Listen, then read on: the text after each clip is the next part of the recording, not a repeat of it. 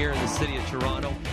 What do we have for today? We're up at the International Centre. We're going to talk more about the GTA home show coming up in a few moments. But weather-wise for today, wind direction change. That's going to be a big impact on your day. Morning highs, afternoon temperature falls, and tonight it's going to be a cold one. So first off this morning, we're going to be hovering right around the freezing mark, and that's what we have down there for your high. So that's the warmest part of your day is pretty much right now. Into the afternoon, that temperature will begin to fall down to -4, wind chills through the afternoon, -10, and tonight an overnight low of -10. Winds will be out of the northwest to about 20 kilometers per hour. For the weekend, some good news. Even today as well. Mix of sun and cloud through Saturday. Mainly sunny skies as we take a look into Sunday. Monday, family day. Increase the cloud into the afternoon, some light rainfall, and that'll push in as we get into Tuesday. Tuesday, very, very warm.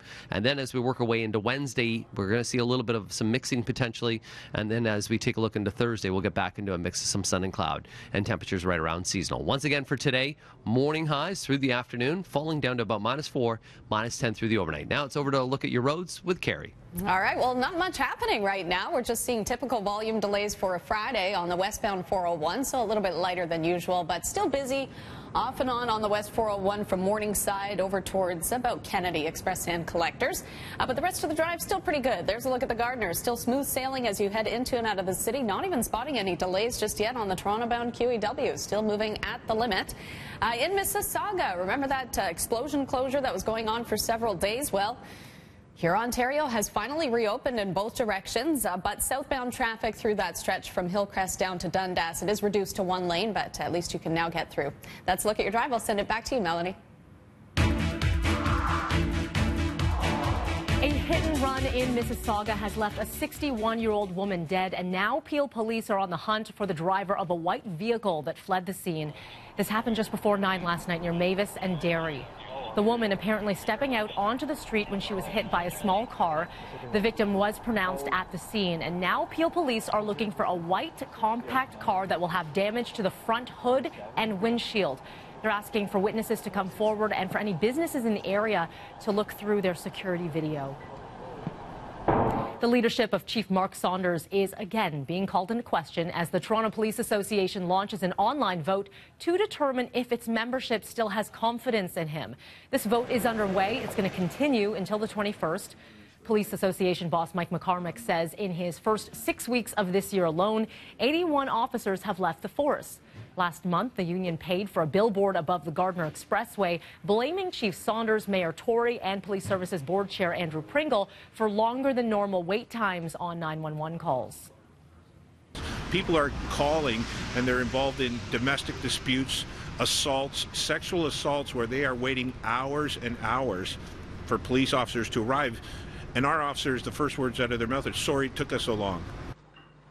Chief Saunders has yet to comment on this vote, which is not binding. It cannot force him to resign. And though the union's support may be wavering, Saunders still has the backing of City Hall. In a statement, Mayor John Tory said, "I have complete confidence in Chief Mark Saunders. Toronto is the safest city in North America, thanks to the hard work of the members of the Toronto Police Service." Association President Mike McCormick will be joining us here on BT just after 7 o'clock. An autopsy is scheduled for today for a 21-year-old man killed during an assault in the city's East End earlier this week. The victim has now been identified as Anique Stewart of Toronto. Police were called to Old Kingston Road and Military Trail just after 1 a.m. yesterday. When they arrived, they found Stewart lying in the road. He was rushed to hospital but was pronounced there. An autopsy will look into how he died. So far, a suspect description has not been released. All right, the King Street pilot project, it's been the center of controversy. Let's take you to a live look at King, where things are very quiet right now, but of course that's going to change when the morning commute gets underway. The King Street pilot project under scrutiny in recent months as the city tries to minimize traffic in the busy corridor. Now, a new Forum research poll suggesting support has dropped from 50% to 42% in just a 3-month span. That decline may be in part of the protests of angry local business owners. Initial data published by the city and the TTC indicated that the pilot had succeeded in making streetcar service faster and more reliable, and that ridership is up. The King Street project aims to improve transit service on King by restricting car traffic on the street. All right, it is the first long weekend of 2018, and you're probably going to be looking for a little bit of family time to get in there. So here's what's going to be open, closed, everything you need to know. So here's what's open, including malls, tourist attractions. There will be some closures. All LCBO and beer stores closed Monday, along with municipal buildings, banks, schools, and public libraries as well. All post offices located in a closed retail outlet. As for transit, TTC will be operating on a holiday schedule, GO Transit operating on a Saturday schedule.